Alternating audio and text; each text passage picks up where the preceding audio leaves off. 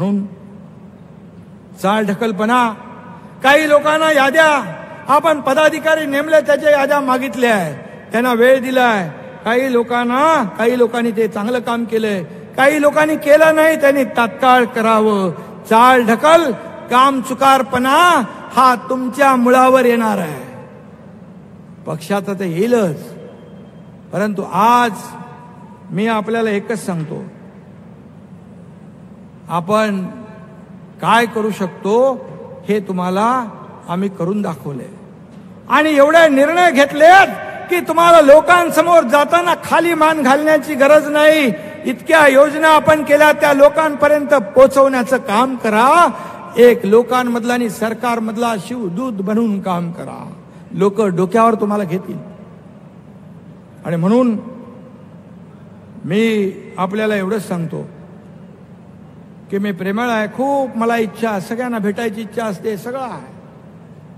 प्रेमालय प्रत्येक माणूस मला भेटला पाहिजे, मी त्याच्याशी बोललो पाहिजे, माझी इच्छा असते. पण जेव्हा एखादा कार्यकर्ता, पदाधिकारी जेव्हा हलगर्जीपणा, पक्षाचं नुकसान जेव्हा करू शकतो किंवा करेल, मग त्याला मात्र एकनाथ शिंदे प्रेमळ आहे. पण एकनाथ शिंदेचं दुसरं रूप 1.5 वर्षापूर्वी तुम्ही पाहिलेलं आहे. काय करू शकतो हेही पाहिलंय. कोल्हापूरमध्ये म्हणतात काय, खटक्यावर बोट आणि जागेवर पलटी.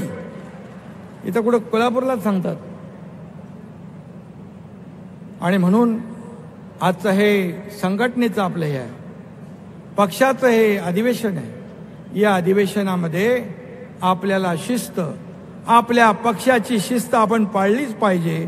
आणि म्हणून उमेदवार कोणी असू द्या, आपल्याला त्याची चिंता करण्याची आवश्यकता नाही. आपल्या समोर उमेदवार नरेंद्र मोदीजी आहेत, हे आपण समजून काम करायचं आहे. कारण देशाला त्यांनी महासत्तेकडे नेण्याचं काम केलंय.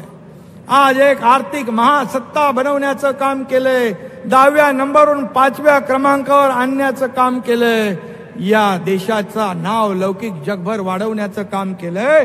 आणि त्यामुळे आपल्या बाळासाहेबांचे विचार आणि केंद्र सरकार मोदीजींनी 10 वर्षात केलेलं काम आणि राज्य सरकारने 1.5 वर्षात केलेलं काम आपल्याला घराघरामध्ये पोचवायचं आहे. एवढंच आपल्याला करायचं आहे. आणि म्हणून या ठिकाणी घराघरामध्ये आपल्याला हे जर पोचवलं तर मला वाटतं आपल्याला या महाराष्ट्रामध्ये आज 48 पैकी आपला जो 45+ नारा आहे तो आपण अचीव केल्याशिवाय, जिंकल्याशिवाय राहणार नाही. अशा प्रकारचं काम आपल्याला करायचं आहे. आणि म्हणून मी आपल्याला एवढं सांगेन, बाळासाहेबांचे विचार, त्यांची भूमिका याला कदापि तडा जाऊ देणार नाही.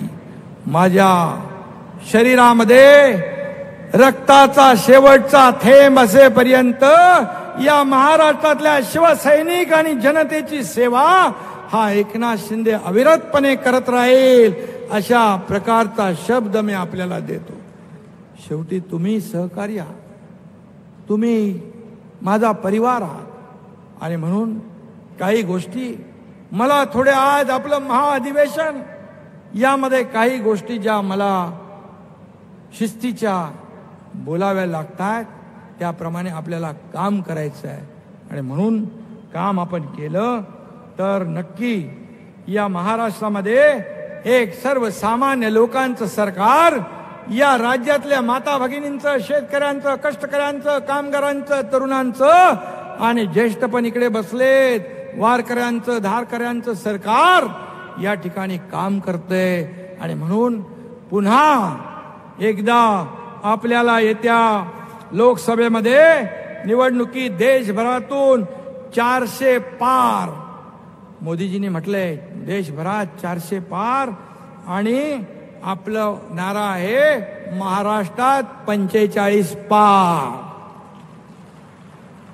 आणि हा संकल्प जो आहे, हा संकल्प सिद्धीला नेण्यासाठी आजचं हे महाअधिवेशन फलद्रूप होईल याच्यातून चांगली फलनिष्पत्ती होईल आणि या राज्यामध्ये मगाशी कोणीतरी सांगितलं की या मुख्यमंत्री एकनाथ शिंदे आपले देवेंद्र फडणवीस अजित पवार या आपण सगळे महायुती काम करते